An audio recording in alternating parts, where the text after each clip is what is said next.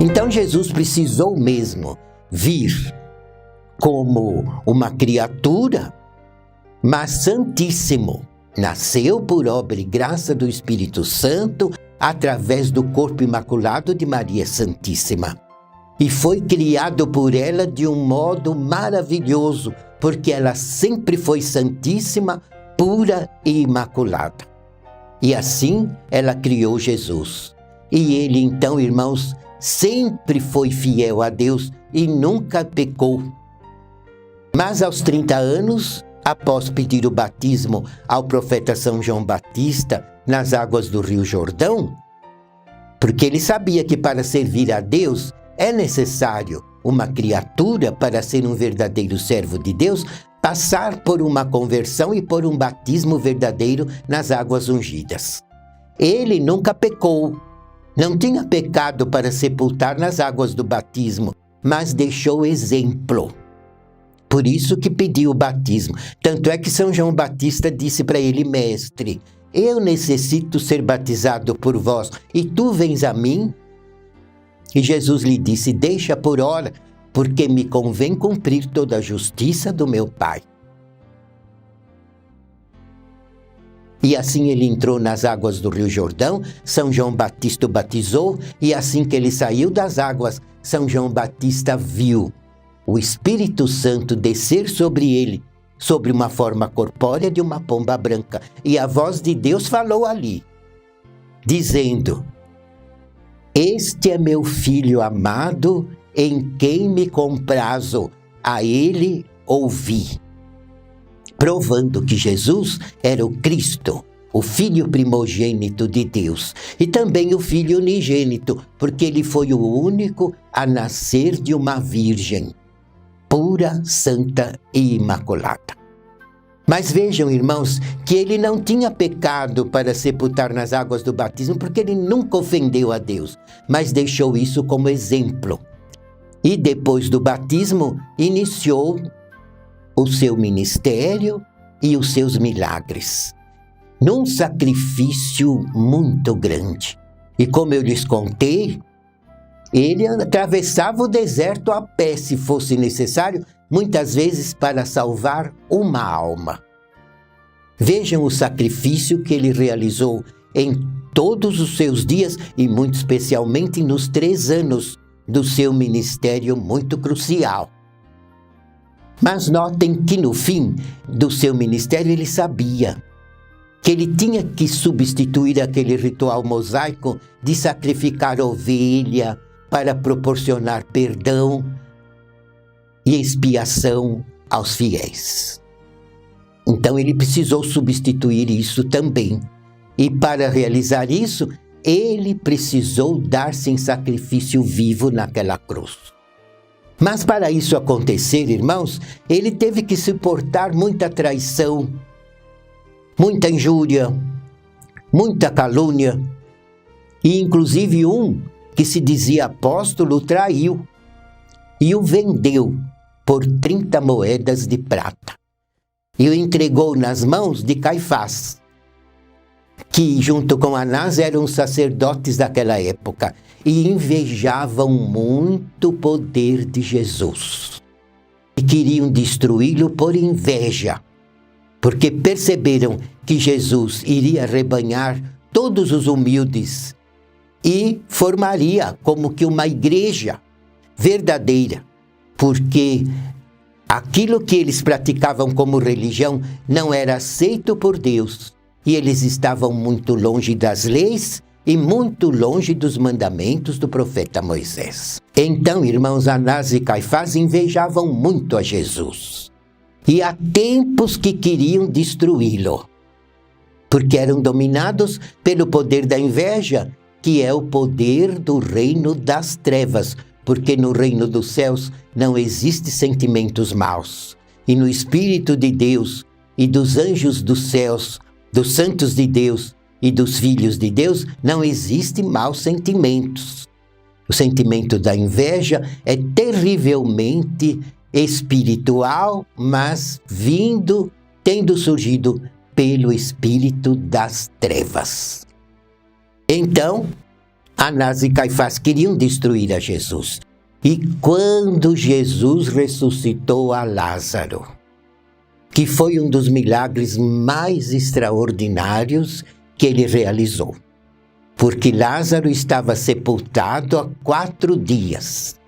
Fazia 4 dias que havia falecido e estava sepultado. Quando Jesus chegou-se naquelas terras, e as irmãs de Lázaro disseram: Mestre, se tu estivesses aqui, nosso irmão não teria morrido. Mas Jesus disse: eu sou a ressurreição e a vida. E chegando-se à beira do túmulo, mandou que retirassem aquela pedra e disse: Lázaro, vem para fora. E no mesmo instante, Lázaro ressuscitou e saiu vivo daquele túmulo, são, salvo, inteiramente curado e ressurreto do corpo. Este milagre, irmãos, causou a maior admiração entre toda a população daquela época. E muitos creram em Jesus e passaram inclusive a amá-lo. E muitos se converteram a ele. Tinham aquela fé viva.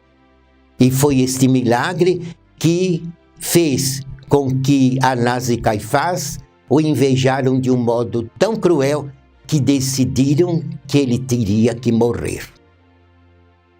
Então Jesus teve que enfrentar, porque ele sabia que tinha que passar pelo sacrifício da cruz. Inclusive o profeta Isaías, muitos anos antes, profetizou que Jesus passaria por este sacrifício. O Cristo, o Messias, para ser o Redentor da humanidade. Então Jesus precisaria cumprir com todas essas profecias.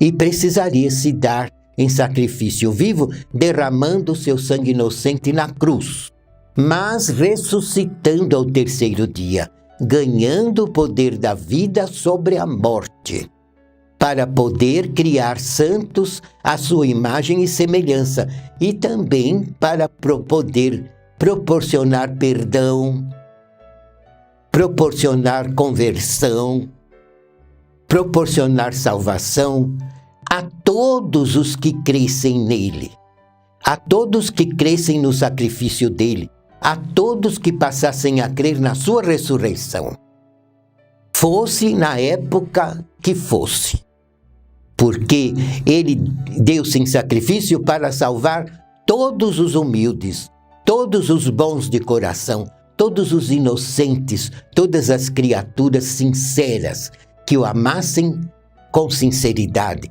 e que quisessem mesmo viver na terra uma vida com Deus, até um dia poder entrar no céu em posse de um galardão para viver eternamente são e salvo na glória de Deus no reino dos céus. Então notem, irmãos, que Jesus teve que passar por muita traição. Inclusive um que se dizia apóstolo, Judas Iscariotes, o vendeu por 30 moedas. Porque ele, no início, era como os demais apóstolos. Mas ele deixou-se dominar pela ambição e quis tomar conta das ofertas. Porque quando Jesus pregava, alguns entre o povo colocavam uma moeda, davam alguma oferta para ajudar a Jesus a alimentar-se, a vestir-se, a sobreviver com seus apóstolos. E Judas Iscariotes foi se enchendo de ambição e quis ele tomar conta da bolsa das coletas. E a ambição o dominou, que ele lançava a mão, roubava parte das ofertas. E tudo isso foi contaminando o espírito dele, porque o vício do roubo é terrível e escraviza a pessoa no pecado e nas trevas de um modo horrível.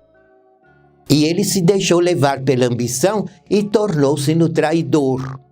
E tanto ambicionava que chegou a vender Jesus por 30 moedas.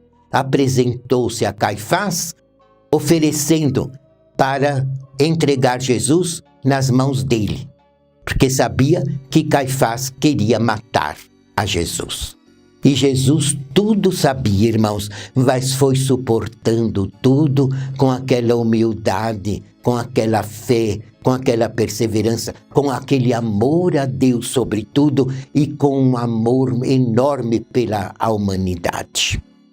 Querendo mesmo proporcionar salvação a todas as criaturas, sem distinção, mas não somente naquela época, mas para toda a eternidade. Tanto é que Jesus chegou a prometer ao Pai que no final dos séculos ele irá preparar um povo muito grande que creia nele, que o obedeça, para ser até arrebatado aos céus.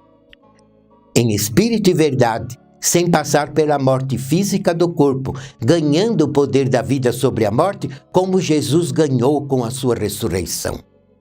E será um povo enorme que Jesus levará aos céus no mesmo instante, todos juntos, e apresentará ao Pai o maior fruto do seu sacrifício. Um povo salvo e redimido pelo seu sacrifício, pela sua doutrina, pelo outro Consolador que ele criou em nossa igreja, e também um povo preparado pelo último profeta, o Supremo Pastor, nosso irmão Aldo, que Jesus preparou entre nós para levar esta igreja de vitória em vitória até a nossa grande vitória final. Mas vejam, irmãos, que para fazer tudo isso, Jesus sabia que precisaria se dar em sacrifício vivo na cruz e derramar o seu sangue inocente, sendo martirizado inteiramente inocente, sem dever coisa alguma. Mas para isso acontecer, ele precisaria então ser traído, ser preso, ser julgado, irmãos, num julgamento infame. Porque foi o tribunal da calúnia e da mentira que o condenou. Em primeiro lugar, Caifás já havia tramado tirar a vida dele há muito tempo. Culminou quando Jesus ressuscitou a Lázaro, que foi um milagre muito extraordinário que chamou a atenção de todas as pessoas daquela época e provou ao mundo que realmente ele era o Cristo, Filho de Deus. Então Caifás queria prendê-lo, queria atraiçoá-lo, queria derrotá-lo, queria matá-lo. E justamente Judas Iscariotes, percebendo isso, foi vendê-lo. E quis entregar a Jesus e recebeu em troca 30 moedas de prata. E Caifás então combinou com ele. E justamente naquele dia, Judas Iscariotes dirigiu-se até Caifás e lhe disse: eu sei onde ele está. Ele está no Monte das Oliveiras. E é um local público muito fácil de prendê-lo. Então, Caifás o que fez? Ele sabia que se ele condenasse Jesus à morte, com alguma calúnia, porque Jesus nunca mereceu condenação nenhuma. Mas ele sabia que se ele levasse Jesus a ser apedrejado, que era a condenação que o Sinédrio então aplicava para aqueles principalmente que cometesse o pecado da blasfêmia contra o templo e outros pecados assim.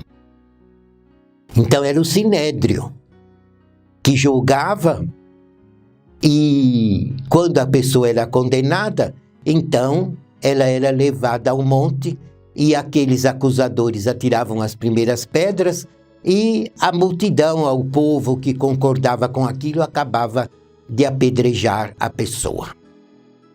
Mas Caifás sabia que se ele condenasse Jesus assim, todo o povo que havia conhecido a vida de Jesus muitos recebido milagres extraordinários que Jesus fez, e muitos contemplando até a ressurreição de Lázaro, todo aquele povo ia se revoltar contra Caifás, contra Anás, contra aqueles sacerdotes daquela época. Então, ele quis atraiçoar Jesus de outro modo, levando-o a Pôncio Pilatos para ver se Pilatos mandava crucificá-lo, para que Caifás se livrasse da perseguição do povo que cria em Jesus. Porque a maioria daquele povo, irmãos, estava crendo em Jesus. Tanto é que nos dias que antecederam, quando naquele domingo de Ramos, Jesus entrou na cidade, montado num burrico, todo aquele povo foi glorificá-lo na entrada da cidade e o receberam com clamores. Bendito aquele que vem em nome do Senhor, dando a ele uma glorificação, sabendo que ele era verdadeiramente o Cristo, o Messias, o Filho de Deus. Então aquele povo não foi aquele que foi gritar crucifica-o, porque a maioria estava crendo em Jesus. Mas o Caifás o que fez? Pagou a uma grande multidão, deu dinheiro para que se ajuntassem num clamor contra Jesus, acusando-o de coisas que ele nunca fez, porque ele não veio na terra para criar um reino terreno, mas ele veio pregar o reino do céu.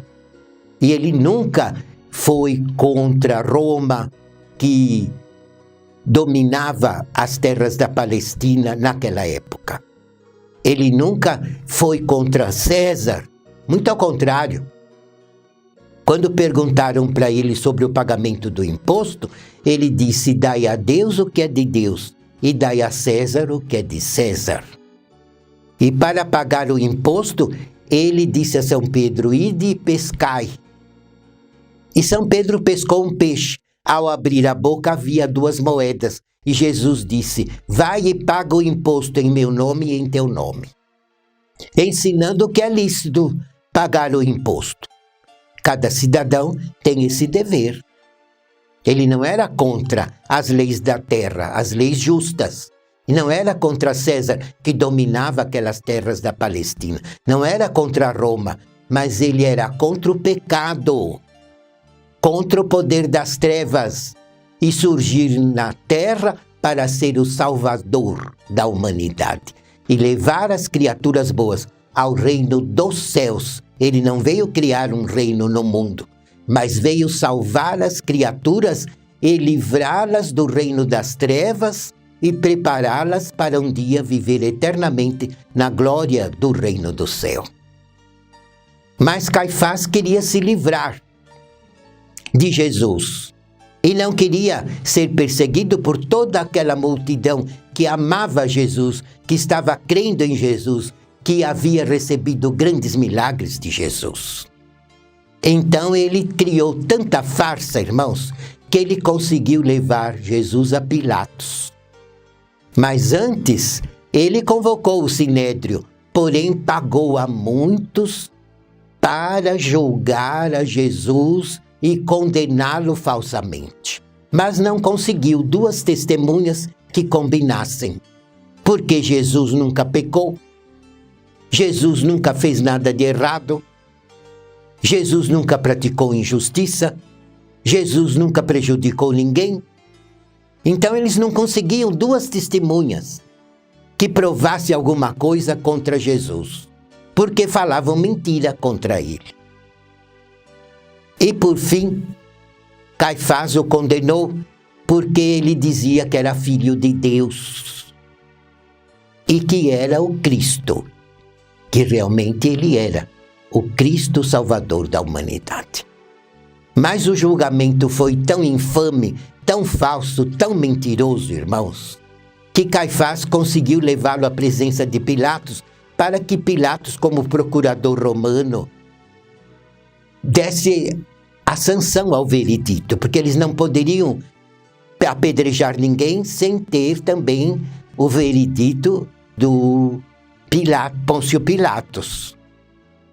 Então, Caifás tudo fez até levar Jesus à presença dele. E Pilatos, irmãos, percebeu que Jesus era inocente. E toda pergunta que fez para ele, ele percebeu que Jesus nada devia. E 4 vezes Pilatos disse: eu não vejo nada de errado neste homem que ele mereça condenação. Ide e julgai-o pelas vossas leis. Ele dizia a Caifás e aos sacerdotes. Mas o povo inflamado, porque tinha ganhado dinheiro para gritar contra Jesus, instigado por Caifás, gritava: crucifica-o. Então, Caifás chegou a dizer a Pilatos: se tu não o crucificares, não é amigo de César. Porque Jesus é um agitador contra Roma. Uma injúria, uma calúnia muito grande. Eu sei que Pilatos não teve outra alternativa de deixar que Jesus fosse condenado à morte. É só que ele pediu água e lavou as mãos e disse: eu estou livre do sangue inocente, porque esse homem não tem culpa alguma. E eles então gritaram, instigados por Caifás: se ele é inocente, que o sangue dele caia sobre nós e nossos filhos. E realmente, irmãos, caiu. Porque lá naquelas terras começou tanta guerra, inclusive só por causa de religião. E tanta morte, e tanta desgraça, e tanta tragédia. Mas Jesus, irmãos, perdoou a todos. Inclusive na cruz, ele disse: Pai, perdoa-os porque não sabem o que fazem. Por quê? Porque ele sempre amou as criaturas e veio para salvar. E sabia que ele tinha que realizar aquele sacrifício para se tornar um redentor da humanidade. Portanto, vejam, irmãos, que ele, como filho de Deus, sofreu muito, mas nunca perdeu a comunhão com Deus. Por isso, nunca perdeu a paz, nunca perdeu o consolo, nunca perdeu o bom ânimo. E mesmo naquelas horas tristes da cruz, ele deu provas que ele estava inteiramente nas mãos de Deus. Inclusive quando ele disse: Pai, por que me desamparaste? Por que ele falou isso, irmãos? Porque Deus nunca o desamparou. Mas ele falou isso para provar que ele não tinha pecado nenhum. Que a consciência dele não o acusava de ter ofendido a Deus. Ele merecia sempre o amparo de Deus, porque ele nunca pecou. E uma das provas patentes que ele não tinha pecado foi justamente essas palavras: Pai, por que me desamparaste? Como dizer, eu não ofendi ao Senhor em nada. Ele não falou isso para ofender a Deus, mas falou isso para que servisse de ensinamento para nós, que ele era inocente e se deu ao sacrifício vivo por amor a Deus e por amor à humanidade.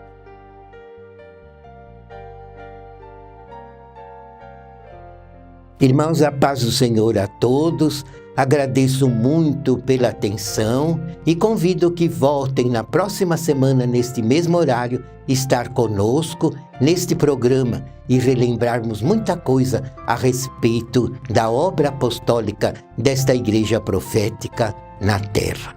Amém.